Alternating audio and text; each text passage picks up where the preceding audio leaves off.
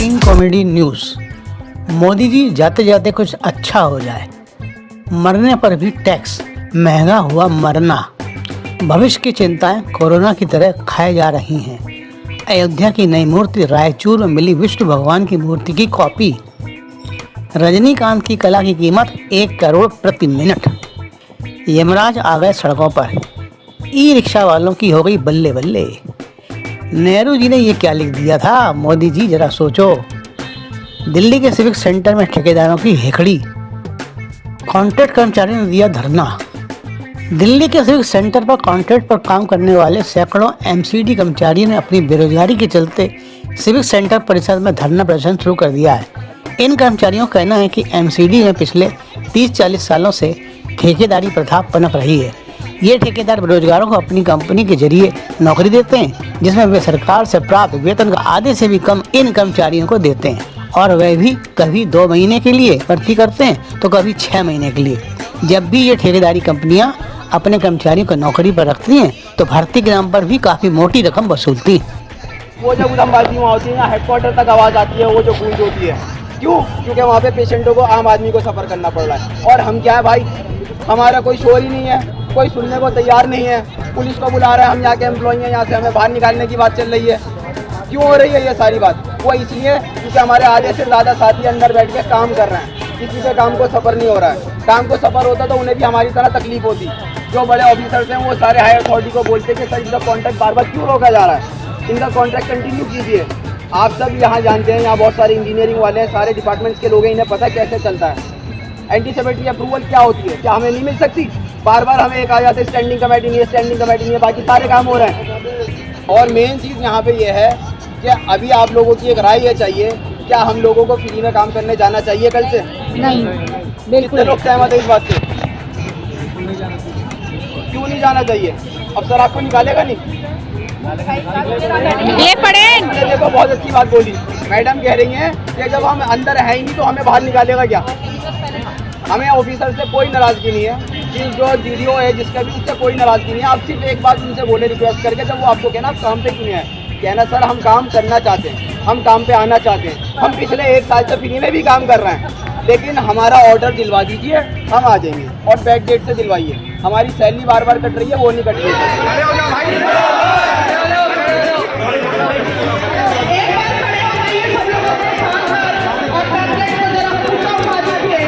ज्ञात हो इस बार इन ठेकेदारी कंपनियों ने अपना कॉन्ट्रैक्ट नहीं बढ़ाए जाने से एमसीडी के सैकड़ों कर्मचारी बेरोजगारी का सामना कर रहे हैं। इस ठेकेदारी प्रथा के चलते एमसीडी और दिल्ली सरकार के कई अन्य विभाग के कर्मचारियों की मौज होती है।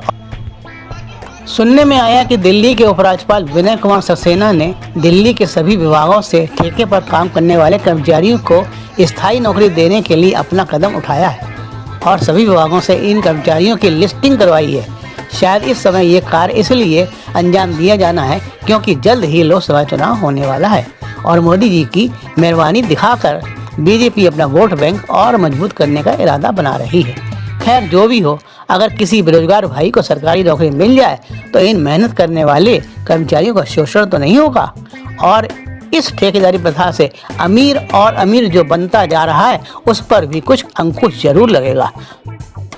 मोदी जी ये तो सर्वविदित है कि दिल्ली के उपराज्यपाल विनय कुमार सक्सेना जी तो वही करते हैं जो आपके दिल में होता है, तब फिर बेचारे अरविंद जी को इतना परेशान करने की नौटंकी क्यों? जनता को रिझाने के कार्य तो जग जाहिर हो रहे हैं जनाब। अरविंद जी आपके ही हैं, ये भी अब जनता जनार्दन समझने लगी है। चलो कोई नहीं, जाते जाते कुछ अच्छा हो जाए। मरने पर भी टैक्स, महंगा हुआ मरना। कफन पर टैक्स, महंगा हुआ मरना। कांग्रेस सांसद मोहम्मद इमरान प्रतापगढ़ी ने अंतरिम बजट 2024-25 पर बहस के दौरान राज्यसभा में कहा कि यह बजट अमीरों द्वारा अमीरों के लिए ही पेश किया गया है। इस बजट में गरीबों के लिए कुछ भी नहीं है। उन्होंने कहा इस बजट में आटा, चावल, दूध, दही और कफन तक पर जीएसटी लगाने वाले लोग खानों द्वारा तैयार फिल्मों को टैक्स फ्री कर रहे हैं और कफन तक पर टैक्स वसूल रहे हैं। इमरान प्रतापगढ़ी ने कहा कि ये सरकार झूठ की सरकार है। मोहम्मद इमरान साहब, लगता है आप राजनीति में अभी नए नए आए हैं या फिर आपको राजनीति की कोई नॉलेज ही नहीं है, तभी आप ऐसी अनभिज्ञ बातें कर रहे हैं, वरना कफन पर टैक्स वाली बात न कहते। ये तो कांग्रेस के समय से ही लोगों को पता है कि मरना जीने से ज़्यादा महंगा हो गया है, तभी तो लोग मरने से डरते हैं कि कहीं अगर मर गए तो हमारे शुभचिंतकों बच्चों को हमें फूंकने के लिए अपनी जमा पूंजी गंवानी पड़ेगी पटाखों की तरह। अब रही बात आटा चावल लिए, तो हमारे मोदी जी मुफ्त में कोठी वाले गरीबों को दे ही रहे हैं ना। हाँ, आटा नहीं दे रहे, उसकी जगह सड़ा कूड़े वाला गेहूं देते हैं, तो इससे बुरा क्या है। गरीबों के पास तो समय ही समय है, बैठे बैठे गेहूं का कूड़ा बीन ही देते हैं। 10 किलो में से 2 किलो कचरा निकाल के बाहर कर देते हैं। भविष्य की चिंताएं कोरोना की तरह खाए जा रही हैं। मेरठ में एक बुजुर्ग पैरों में बंधी जंजीर के साथ एसएसपी ऑफिस पहुंचा और अपने बच्चों व दामाद पर कमरे में बंद कर मारपीट करने का आरोप लगाते हुए उसने बताया कि उसकी अपनी जमीन बेचने पर मिलने वाली रकम व अन्य जमीन अपने नाम करवाने के लिए बच्चे उस पर दबाव बना रहे हैं, जिस कारण उनके बच्चों ने उनके बेड़ियां डाल दी हैं। नया जमाना है जनाब, कोई राम थोड़े हैं जो पिता के कहने पर 14 साल जंगल में रहो और वो चले गए। इसका कारण जानते हैं? राम के राज में इतनी महंगाई नहीं थी, राम राज में सबको रोजगार सुलभ था, और अब न रोजगार है न खाने को रोटी। भले ही हमारे मोदी बाबा मुफ्त राशन बांट रहे हैं, फिर भी अपने देश के होने वाले बच्चों को अपने भविष्य की चिंताएं कोरोना की तरह खाए जा रही हैं, जिस कारण वे अपने जन्मदाता को अपना आका न समझते हुए सोने का अंडा देने वाली मुर्गी समझने लगे, जिसे वे एक बार में ही हलाल करना चाहते हैं। अयोध्या की नई मूर्ति रायचूर में मिली विष्णु भगवान की मूर्ति की कॉपी। ये लीजिए, एक और धमाकेदार न्यूज सामने आ रही है। रायचूर यानी कर्नाटक व तेलंगाना कर्नाटक सीमा पर एक पुल निर्माण के दौरान कृष्णा नदी के भीतर भगवान विष्णु की सदियों पुरानी मूर्ति व एक शिवलिंग जलमग्न मिला है। और बस पुरातत्वविदों का कहना है कि ये दोनों मूर्तियां 11वीं या 12वीं सदी की यानी करीब 1000 साल पुरानी हैं। भगवान विष्णु की मूर्ति राम मंदिर अयोध्या की रामलला की नई मूर्ति जैसी ही है। मुझे इसमें कोई नई बात नहीं लगी राम, क्योंकि जब मुगलों ने चुन चुनकर हमारे हिंदू मंदिरों को लूटने के लिए मंदिरों को तोड़ा और उनमें रखी मूर्तियों को तोड़ तोड़ कर तहस नहस कर दिया, तो उन्हें तो किसी नदी नाले में ही बहाया गया होगा ना। अब कोई बेला तो बैठा नहीं है जो इन नदी नालों की सफाई करवाए। जब कभी कोई सनकी इन नदी नालों में डुबकी लगाने चला जाता है तो मस्ती करते करते वह किसी पत्थर यानी मूर्ति से टकरा जाता है, और अगर वह कुछ जागरूक प्रवृत्ति का होता है तो वह उसकी वीडियो बनाकर सोशल मीडिया पर डाल देता है, कुछ कमाई करने के लिहाज से, जो कि पुरातत्वविदों ने अगर देख ली तो उन्हें भी बहती गंगा में हाथ धोने का मौका मिल जाता है, और बस खोज के नाम पर अपनी पीठ खुद ही थपथपा लेते हैं पुरातात्विक विभाग वाले। यहाँ ध्यान देने वाली बात यह है कि जिसने राम मंदिर की नई मूर्ति बनाई उसने शायद उस सोशल मीडिया वाली विष्णु भगवान की मूर्ति को राम जी की मूर्ति बनाने के पहले देख लिया होगा, बस उसी तरह की दूसरी मूर्ति बना दी, थोड़ा सा फेरबदल करके। लीजिए साहब, रामलला खड़े हो गए अपने मंदिर परिसर में। रजनीकांत की कला की कीमत 1 करोड़ प्रति मिनट। जी हाँ जनाब, अब इन अभिनेताओं की कीमत का कोई अंदाजा ही नहीं लगा सकता, क्योंकि अब इनकी फीस हमारे राष्ट्रपति के मासिक वेतन से कई गुना ज़्यादा हो गई है। अभी हाल ही में न्यूज़ आई है कि फिल्म अभिनेता अपनी आने वाली फिल्म के लिए 1 करोड़ प्रति मिनट के हिसाब से अपना मेहनताना लेंगे। जिस फिल्म के लिए ये साहब अपनी कला को इतने कम दाम यानी 1 करोड़ रुपया प्रति मिनट के हिसाब से ले रहे हैं, उस फिल्म में उनका रोल पूरे 40 मिनट का होने वाला है। इसके पहले रजनीकांत ने एक फिल्म में काम करने की सबसे बड़ी रकम 250 करोड़ लिया था। महंगाई है जनाब, रजनीकांत जैसा गरीब इतना भी नहीं लेगा तो और क्या लेगा, आखिर उसे भी तो अंबानी की तरह दुनिया अपनी मुट्ठी में करनी है ना जनाब। और लीजिए, यमराज आ गए सड़कों पर। जी हाँ, ये सच है, अब यमराज को धरती की सड़कों पर आना पड़ा है। हमारे देश की जनता अपने जीवन से इतना ऊब चुकी है कि उसे प्रभु चित्रगुप्त जी के हिसाब किताब में भी कोई इंटरेस्ट नहीं रहा है। वह जहाँ चाहो निकल पड़ता है बिना अपना सुरक्षा कवच सिर पर ओढ़े हुए। इससे तो स्वर्ग में अव्यवस्था ही अव्यवस्था फैलती जा रही है। बिन बुलाए रोजाना न जाने कितने लोग पहुँच जाते हैं चित्रगुप्त जी के दरबार में कि लो जी मैं आ गया, भेजो मुझे स्वर्ग के भीतर, क्योंकि धरती पर तो स्वर्ग कुछ गिने चुने नेताओं के लिए ही है, ऊपर चलने वाला नहीं है। ये हेलमेट पहनो और चलते बनो। लखनऊ में यमराज बिना हेलमेट के 2 पहिया वाहन चलाने वालों को कहते हैं कि अभी तुम्हें ऊपर नहीं जाने का, और पुलिसकर्मी उसे हेलमेट पहनाते हैं। ये वाकया है लखनऊ यानी योगी जी की राजधानी का। ई रिक्शा वालों की हो गई बल्ले बल्ले। लखनऊ में चल रहे बजट सत्र में सपा विधायक मनोज पांडे और अतुल प्रधान ई रिक्शे से विधानसभा पहुंचे। जब इन वीवीआईपी से ई रिक्शा से चलने का राज पूछा गया तो उन्होंने मुस्कुराते हुए कहा, क्या करूं यार, ईंधन इतना महंगा हो गया है कि सरकारी पैसों से इतना ईंधन नहीं मिलता कि सरकारी गाड़ियों का पेट भरा जा सके। नेहरू जी ने ये क्या लिख दिया था, मोदी जी जरा सोचो। प्रधानमंत्री नरेंद्र मोदी ने देश के प्रधानमंत्री पंडित जवाहरलाल नेहरू द्वारा अपने कार्यकाल में तत्कालीन मुख्यमंत्रियों को एक पत्र लिखा गया था कि जिसे पिछले बुधवार को पढ़ा गया। उसमें जवाहरलाल जी ने लिखा था कि मैं किसी भी आरक्षण को पसंद नहीं करता और नौकरियों में आरक्षण को तो कतई नहीं। मैं ऐसे किसी भी कदम के खिलाफ हूं जो अकुशलता को बढ़ावा दे। मोदी जी, इस पत्र को पढ़ने के बाद तो आपको तत्काल प्रभाव से देश की होनहार जनता के हित में आरक्षण के राक्षस को मारकर दफन कर देना चाहिए था। इसमें इतना सोच विचार क्यों? क्या वोट कटने का डर सता रहा है? ये थी संक्षिप्त कॉमेडी न्यूज आज से इतना ही, क्योंकि ज्यादा पचाने की आदत नहीं है ना जनाब आपको। ये हाजिर है इस सप्ताह का कॉमेडी राशिफल दिनांक 12 फरवरी से 18 फरवरी 2024 तक। मेष राशि के जातकों के लिए यह सप्ताह बेहद सावधानी बरतने वाला है। जल्दबाजी या असावधानी से किए गए किसी भी कार्य के होने से हानि हो सकती है। नौकरी पेशा लोगों के लिए कार्य क्षेत्र में अपने कार्य किसी दूसरे पर छोड़ देने से आपको धोखा खाना पड़ सकता है, इसलिए सावधानी हटी दुर्घटना घटी वाला योग आपके लिए इस सप्ताह बलवती हो रहा है। माता पिता से सहयोग व कार्य कौशल के लिए समर्थन न मिलने से मन में खिन्नता आएगी। व्यवसाय से जुड़े लोगों को बाजार में मंदी का सामना करना पड़ सकता है। प्रेम संबंधों में जल्दबाजी से बनती बात बिगड़ सकती है। वैवाहिक जीवन सुखमय बनाने के लिए जीवन साथी को कोई नई मूवी दिखाने ले जाएं। पत्नियां अपने पतियों को गुड़ के गुलगुले खिलाएं तो घर में सुख शांति आएगी व नए मेहमान का आगमन हो सकता है। पति लोग पूरे सप्ताह हनुमान जी को गुड़ और भुने चने का भोग लगाएं। सारा प्रसाद पत्नी को खिला दें, लाभ होगा। वृषभ राशि के जातकों के लिए यह सप्ताह खुशियां ही खुशियां लेकर आया है। बिगड़े काम बनेंगे, मन चाहा रिश्ता जुड़ेगा, नौकरी में तरक्की होगी। बेरोजगारों को रोजगार व पक्की सरकारी नौकरी लगने का योग है, जिसके बाद अजगर करे ना चाकरी, पंछी करे ना काम, दास मलूका कह गए सबके दाता नरेंद्र मोदी राम। इस सप्ताह सुख सुविधा से जुड़ी वस्तुओं का घर में अंबार लगेगा। कार या ट्रक खरीदने का योग भी बन रहा है। प्रेमी जन अपनी प्रेमिका को सरकारी वाहन से घुमाने ले जाएंगे तो अटूट प्रेम बंधन बन जाएंगे। अविवाहितों के विवाह संबंध बनेंगे। राह में आ रही राहु केतु की अड़चनें दिल्ली में जैसे कचरा गायब हो गया वैसे ही गायब हो जाएंगी। व्यवसाय में उन्नति के लिए ओम राहुआय नमः की एक माला रोज जाप करें। मिथुन राशि के जातकों के लिए यह सप्ताह पूरे मनोयोग से कोई भी कार्य करने पर सफलता मोदी जैसी मिलेगी।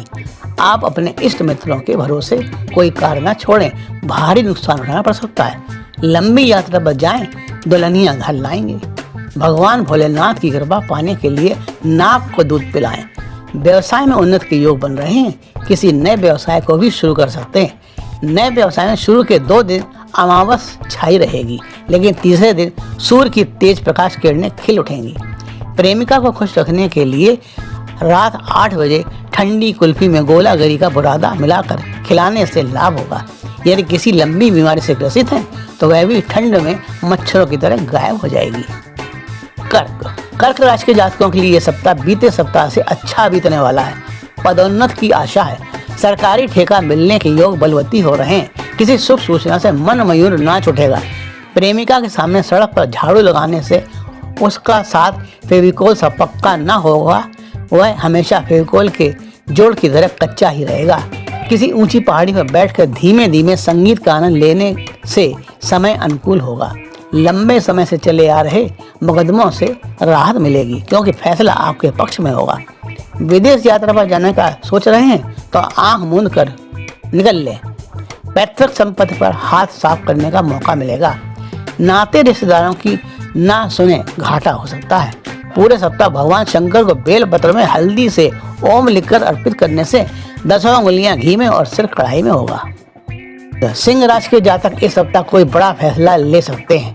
कैरियर से जुड़े कार्यों में तरक्की होगी। गरीबों को चूनी और भूसा दान करने से राहु आपके सामने का मेनहोल का ढक्कन बंद कर देंगे। तीर्थ यात्रा पर जाने का योग भी बन रहा है। आपके सीनियर्स आप पर हमेशा हावी न रहें, इसके लिए अपने सीनियर्स के सामने जीना यहाँ मरना यहाँ, इसके सिवा जाना कहाँ गाते रहें। प्रेमिका को खुश रखने के लिए दोपहर 2 बजे चाउमीन में मीठी चटनी और पुदीने का रायता मिलाकर खिलाएं। वह हमेशा रायते की तरह आपकी बाहों में फैली रहेगी। रात को सोने के बाद ओम नरेंद्राय मोदियाय का 108 बार जाप करें। बेरोजगारों को सरकारी पक्की नौकरी मिलेगी। उसके बाद खाए जाओ मोदी जी के गुण गाए जाओ। रटते रटते समय व्यतीत होगा। कन्या राशि के जातकों के लिए इस सप्ताह कार्य पूरा करने का योग है। जितने भी कार्य अभी तक अधूरे पड़े थे उन्हें इस सप्ताह पूरा करने का योग बलवती हो रहा है। इस सप्ताह आप सोशल सुपर पावर ऊर्जा से लबालब रहेंगे। प्रेमिकाओं को सरकारी वाहनों में घुमाने का मौका मिलेगा। अगर किसी की प्रेमिका बिदक गई है तो उसके सामने खड़े होकर गधे की तरह हिननाने से वह आपकी बाहों में समा जाएगी। माता को एक और उपलब्धि यानी संतान प्राप्ति होगी। पिताओं के लिए यह सप्ताह बहुत ही खास होने वाला है। कोई भी सरप्राइज गिफ्ट आपकी पत्नी की ओर से प्राप्त हो सकता है। शारीरिक और मानसिक कष्ट दूर होंगे। यातायात के साधन बढ़ने से नई यात्राएं होंगी। परिवारिक जन प्रसन्न रहेंगे और आपकी जेबें ढीली करने में पीछे नहीं हटेंगे। परीक्षा प्रतियोगिताओं में असफलता मिलेगी। नए विद्यार्थियों को प्रतियोगी परीक्षाओं में बैठने का मौका मिलेगा। LIC एजेंटों को नए व्यवसाय नहीं मिलने से आप हाथ मलते रह जाएंगे। तुला राशि के जातकों के लिए इस सप्ताह कोई भी कदम बहुत ही सोच विचार कर उठाने वाला है। रोजी रोजगार से जुड़े कार्य बनेंगे। पूजा पाठ में मन लगेगा। घंटों साईं बाबा के सामने नाक रगड़ने से बनते कार्य बनने की बजाय बिगड़ जाएंगे। केतु ने आपके सामने के दोनों मेनहोलों का ढक्कन खोल रखे हैं, जिन्हें वह बंद नहीं करेगा। घरेलू महिलाओं का अधिकांश समय राम नाम जपना, पराया माल अपना जपने में ही व्यतीत होगा। प्रेमी जन अपनी प्रेमिकाओं के साथ अमृत उद्यान घुमाने ले जाएं, जहां प्रेमिका के चेहरों पर गुलाब सी रौनक आएगी। नौकरी में तरक्की होगी। नया व्यवसाय शुरू करने का योग बन रहा है। जीरे वाला गोलगप्पे का पानी प्रेमिका को पिलाने से वह आपकी सदा तारीफ के पुल बांधा करेगी। वृश्चिक राशि वाले के लिए यह सप्ताह 5 उंगलियां घी में होने का योग बन रहा है। जीवन में हो रहे घोटाले कम होंगे। नौकरी में तरक्की हो सकती है। उधार लेने से बचें, घाटा हो सकता है। नौकरों से सावधान रहें, चोरी कर सकते हैं। पेट खराब होने से बार लोटा लेकर चक्कर काटने पड़ सकते हैं। मौसम में बरखा बाहर आई, ये मौसम है सुहाना। गीत प्रेमिका के सामने गाने से प्रेमिका आपकी बाहों में सदा झूलती रहेगी। किसी नेता से सलाह लेकर पटरी पर रेहड़ी लगाने से कारोबार में तरक्की होगी और आपके ऊपर कुबेर की कृपा बनी रहेगी। धनु राशि के जातकों को यह सप्ताह उत्साहवर्धन करने वाला है। काम काज में आ रहे अवरोध दूर होंगे। घर में बड़ा LED टीवी आने से मेहमानों के आगमन में बढ़ोतरी होगी। इस सप्ताह भूल कर भी अपने प्रेम का इजहार न करें, हानि हो सकती है। भूमि भवन से जुड़े विवाद दूर होंगे। वैवाहिक लोग सुखी दाम्पत्य जीवन जीने के लिए अपने पार्टनर के प्रति ईमानदारी का व्यवहार करें। रोज रात को दही बल्ले खिलाने से प्रेमिका और पत्नियां आपके वश में रहेंगी। दूजा विवाह करने का योग भी बन रहा है। संतान सुख के योग भी बलवती हो रहे हैं। किसी तीर्थ स्थल या समुद्र के बीच जाने से मन को शांति मिलेगी। रोज रात को आधा किलो भैंस के दूध में 1 किलो पानी मिलाकर पीने से शारीरिक कष्ट दूर होंगे। धन का व्यय अधिक होने से सिरदर्द हो सकता है। शिव चिंतकों की संख्या में बढ़ोतरी होगी। फेसबुक पर भी नए चेहरों की बढ़ोतरी होगी। किसी महत्वपूर्ण पद की प्राप्ति होने से जिम्मेदारियों का बोझ बढ़ेगा। इस बोझ को कम करने के लिए माथे पर हल्दी और चूने का तिलक लगाएं। मकर राशि वालों के लिए यह सप्ताह शुभाशुभ फल देने वाला है। पूरे साल जिस नौकरी को पाने के लिए जूते घिस रहे थे वह प्राप्त होने का योग है। यात्राएं सुखद होंगी। व्यवसायी लोगों को अपने व्यवसाय को चमकाने का योग बन रहा है। रंग के कारोबारी काले गधे की नाल अपनी दुकान के पिछवाड़े में ठोंक दें, लाभ ही लाभ होगा। धार्मिक कार्यों में खूब मन लगेगा। माता पिता के जागरण करवाने में समय अच्छा बीतेगा। नेताओं के लिए दल बदलने से सत्ता हासिल करने में मदद मिलेगी। बाजार में आपकी साख अच्छी जमेगी। प्रेमिका को काले रंग का दुपट्टा भेंट करें, वह खुश होकर आपकी बाहों में समा जाएगी। किसी महिला मित्र की सहायता से किसी प्रिय वस्तु के प्राप्त होने के योग भी बन रहे हैं। यादों को ताज़ा करने के लिए 100 अवसर प्राप्त होंगे। सेहत का ख्याल रखें। खांसी जुकाम होने पर टेस्ट भूल कर भी ना कराएं, कोरोना आप पर हावी हो सकता है। कोरोना से बचने के लिए शिव जी पर चढ़े गुलाब के फूलों को मिश्री मिलाकर चबा लें। कोरोना आपसे दिल्ली से मुंबई जैसी दूरी बना लेगा। कुंभ राशि के जातकों के लिए यह सप्ताह दुर्घटना वाला साबित हो सकता है। इससे बचने के लिए रोज घर से निकलते समय हनुमान जी के 108 नामों का जाप करके ही बाहर कदम रखें। वाहन चलाने में लापरवाही कतई न करें, बेवजह की मुश्किलों का सामना करना पड़ सकता है। कार्य क्षेत्र में कर्मचारियों के असहयोग से आप परेशानियों का सामना कर सकते हैं। शारीरिक कष्ट का योग बड़ा। समय पर भोजन करने और दिन में सोने और रात में जागने से बगुला भगत खुश होंगे।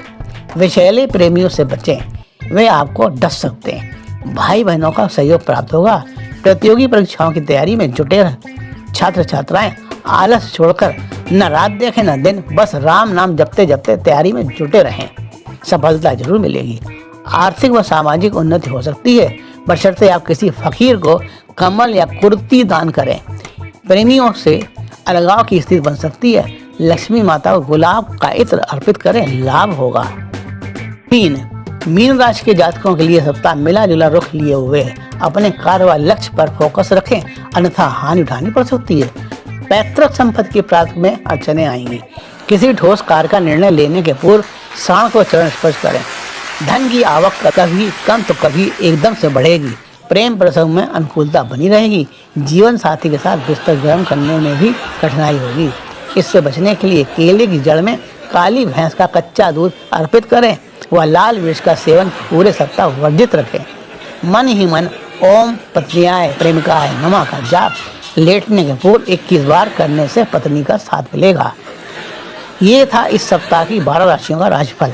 आज्ञा चाहता हूँ, मैं मिलूंगा अगले सप्ताह नए विस्फोटक राशिफल के साथ साथ भूचाल भरे नए समाचारों को लेकर। तब तक के लिए आज्ञा दीजिए। जय हिंद।